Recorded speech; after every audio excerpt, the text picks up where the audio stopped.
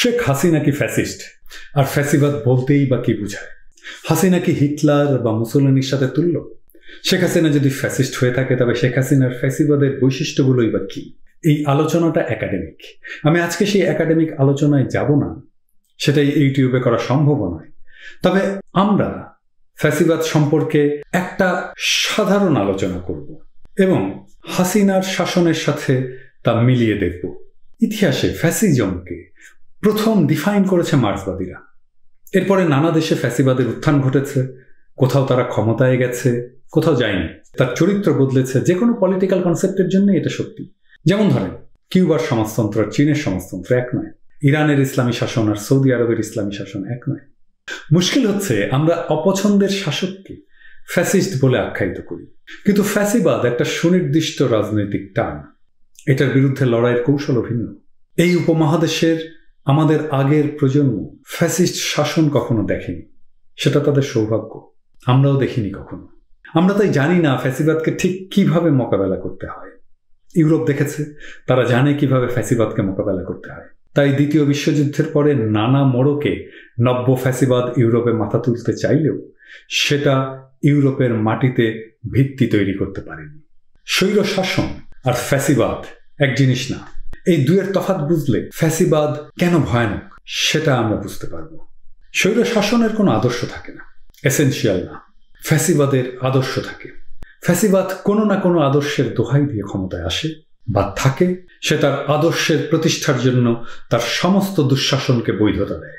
মার্কসিস্টদের মতে ফ্যাসিবাদের উত্থান হয় বিকশিত পুঁজিবাদের সংকটের সময়। এই কারণেই এরশাদ ছিল স্বৈরাচার, শেখ মুজিবও ছিল স্বৈরাচারী শাসক। কারণ পুঁজিবাদ যেহেতু বিকশিত হয়নি শেখ মুজিবের সময়, তাই শেখ মুজিবের শাসনকে ক্লাসিক অর্থে ফ্যাসিবাদ বলা মুশকিল। অথচ বাংলাদেশের বামদেরকে জিয়ার আমলকে ফ্যাসিবাদ বলতে দেখেছি। জিয়ার আমলে পুঁজিবাদী বিকাশ শুরু হয়েছিল। পুঁজিবাদের সংকটে পড়ার কোনো অবস্থায় জিয়ার আমলে ছিল না। তাই সে কালকে ফ্যাসিবাদ বলা যাবে কিনা তা আপনারাই ভেবে দেখুন। আপনারা তো বাম, আপনাদের ডেফিনেশনেই আপনারা দেখুন জিয়ার আমলে পুঁজিবাদের সংকট কোথায় ছিল, তাহলে ফ্যাসিবাদটা জন্মাবে কিভাবে? ফ্যাসিবাদকে বুঝতে হলে কিছু সাধারণ বৈশিষ্ট্য নিয়ে আলাপ করা যায়। সাম্প্রতিককালে আমেরিকায় ট্রাম্পের উত্থানের সময় ফ্যাসিবাদ সংক্রান্ত আলাপ আবার নতুন করে সামনে আসে। প্রশ্ন ওঠে, ট্রাম্প কি ফ্যাসিস্ট? বলতে দ্বিধা নেই, একাডেমিক্যালি ট্রাম্পকে ক্লাসিক অর্থে ফ্যাসিস্ট বলা যাবে না। এই আলোচনাটা পরে নিশ্চয়ই একদিন করতে পারবো। তবে আজকে আমরা হাসিনার শাসনে কনসেন্ট্রেট করি। ঠিক একইভাবে হাসিনাকে কি ফ্যাসিস্ট বলা যায়? আসুন আমরা সেই বিষয়টা দেখি। আপনি যদি পৃথিবীর নামকরা ফ্যাসিস্ট শাসকের সাথে হাসিনার আমলের বয়ানগুলোকে মিলিয়ে দেখেন, তাহলে হাসিনার শাসন ফ্যাসিস্ট কিনা সেটা বুঝতে সাহায্য করতে পারে। ফ্যাসিবাদের তিনটা মৌলিক চরিত্র: উগ্র জাতীয়তাবাদ, শক্তিশালী নেতা, আর একটা শত্রু। ঠিক যেমন বাঙালি জাতীয়তাবাদ, বিকল্প নাই এমন হাসিনা, আর স্বাধীনতা বিরোধী শক্তি বা পাকিস্তানপন্থীরা। ইটালিয়ান দার্শনিক উম্বার্তো ইকো ফ্যাসিজমের 14টা লক্ষণ শনাক্ত করেছিলেন। তবে আমরা সেই ক্লাসিক্যাল আলাপে না গিয়ে মোটা দাগে দেখব ফ্যাসিবাদের কি কি বৈশিষ্ট্য থাকে, যা সমস্ত ফ্যাসিস্ট শাসনেই ছিল। পৃথিবীর সব ফ্যাসিস্ট শাসকের বয়ানেই থাকে এক মিথিক্যাল অতীত, যেই অতীতে সবকিছু ছিল, সুখ ছিল, সমৃদ্ধি ছিল। শেখ হাসিনারই শুধু নয়, আওয়ামী লীগেরই এক মিথিক্যাল অতীতের বয়ান আছে। সেই বয়ানটা হচ্ছে সোনার বাংলা। এই সোনার বাংলার বয়ান দীর্ঘদিন ধরে তৈরি করা হয়েছে। আপনি রূপকথায় দেখবেন, যেগুলো বাচ্চারা পড়ে, সেই সোনার বাংলায় কোনো দুঃখ ছিল না, অভাব ছিল না, ছিল গোলা ভরা ধান, পুকুর ভরা মাছ। আর এই মিথিক্যাল অতীতকে ধ্বংস করে দিয়েছে পাকিস্তান। সোনার বাংলা শ্মশান কেন? সেই পাকিস্তানের দালালদের জন্য এই দেশ এগোতে পারছে না। এই হচ্ছে প্রথম বয়ান। সব ফ্যাসিস্ট শাসকের ঠিক এমনি একটা বয়ান থাকে। মুসোলিনির ছিল রোমান সাম্রাজ্য, মোদির রামরাজত্ব। এই মিথিক্যাল অতীতের নস্টালজিয়া তৈরি করে সব ফ্যাসিস্ট শাসক। সব ফ্যাসিস্ট শাসকই তাদের নিজেদের জাতির ত্রাণকর্তা হিসেবে প্রতিষ্ঠা করে। সে নিজেই হয়ে ওঠে অতিরাষ্ট্র, যেই ব্যক্তির কোনো বিকল্প নাই। যতদিন তার হাতে দেশ, ততদিন পথ হারাবে না বাংলাদেশ। তার হাতেই বাংলাদেশ নিরাপদ। তার হাত ধরেই বাংলাদেশ বিশ্ব দরবারে জায়গা করে নেবে। তিনি এবং একমাত্র তিনিই এটা পারবেন। এক ওমে বাদ দ্বিতীয়, ওনার কোনো বিকল্প নাই। তিনি ছাড়া সব ধ্বংস হয়ে যাবে। কথাগুলো খুব চেনা লাগছে না? ফ্যাসিস্টরা তাদের সহিংস কর্মসূচি গোপন করে না। মুসোলিনিকে জিজ্ঞেস করা হয়েছিল আপনার রাজনৈতিক প্রোগ্রাম কি, সে অবলীলায় উত্তর দিয়েছিল ডেমোক্র্যাটদের হাড্ডি গুঁড়া করে দেওয়া। এইবার দেখেন তো শেখ হাসিনার এই কথাগুলো মেলে কিনা।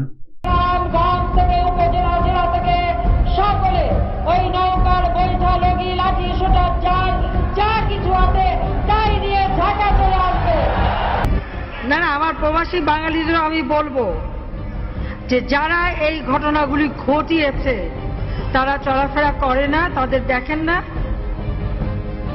যে হাত দিয়ে জাতির পিতার ওই ছবি নিয়ে তারা ভেঙেছে, তাদের যা উপযুক্ত করা উচিত সেটা করতে হবে। আপনাদের কাছে আমার অনুরোধ থাকবে, কেউ যদি ওইভাবে গাড়িতে আগুন আর মানুষের জীবনে আগুন দিয়ে পোড়াতে চেষ্টা করে, ওই হাত ওই আগুনে পুড়িয়ে দেবেন, উপযুক্ত শিক্ষা দিয়ে দেবেন।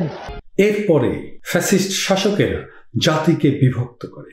ইন্ডিয়াতে হিন্দু মুসলমান, জার্মানিতে হয়েছিল আর্য আর ইহুদি। বাংলাদেশের স্বাধীনতার পক্ষ বিপক্ষ, স্বাধীনতার বিপক্ষের শক্তি দেশের উন্নতি চায় না, তারা জঙ্গি, তারা দেশ বিরোধী, তাদের রাজনীতি করার অধিকার নেই, তারা পাকিস্তানে চলে যায়। আপনি যখন বিভক্ত করে দেবেন জাতিকে, তখন জাতিকে নিয়ন্ত্রণ করা সহজ। এরপরে শুরু হয় প্রোপাগান্ডা। সত্যের বিরুদ্ধে শুরু হয় ফ্যাসিস্টদের প্রচার। শেখ হাসিনার প্রোপাগান্ডার কথা মনে আছে? হাঙ্গেরির মতো রাষ্ট্র, পৃথিবীর প্রথম বিশ্বের একটি রাষ্ট্র এই ভ্যাকসিন পায়নি। ইউরোপিয়ান ইউনিয়নের সদস্যভুক্ত উন্নত রাষ্ট্র হাঙ্গেরি আমাদের কাছে অ্যাপিল করেছে 5,000 ভ্যাকসিনের। মাননীয় প্রধানমন্ত্রী জননেত্রী শেখ হাসিনা সদয় সম্মতি দিয়েছেন। আমাদের এই স্টক থেকেই 5,000 ভ্যাকসিন আমরা আমাদের হাঙ্গেরির ভাই বন্ধুদের জন্য পাঠিয়ে দেব মাননীয় স্পিকার। সেই দিন কোনো গোলাগুলি বা সেরকম কোনো ঘটনাই ঘটেনি। আপনি দেখেছেন যে গায়ের লাল রং লাগিয়ে পড়ে আছে, যখন পুলিশ যে ডাক দিচ্ছে উঠে দৌড় মারছে। আগামী 10-15 বছরে বিএনপি জামাত বলে কোনো দল বাংলাদেশে আর টিকবে না। কতগুলো আর বলবো। শেখ হাসিনা দ্বিতীয় সৎ প্রধানমন্ত্রী, আর নোবেল প্রাইজের জন্য শর্টলিস্টেড হয়েছে।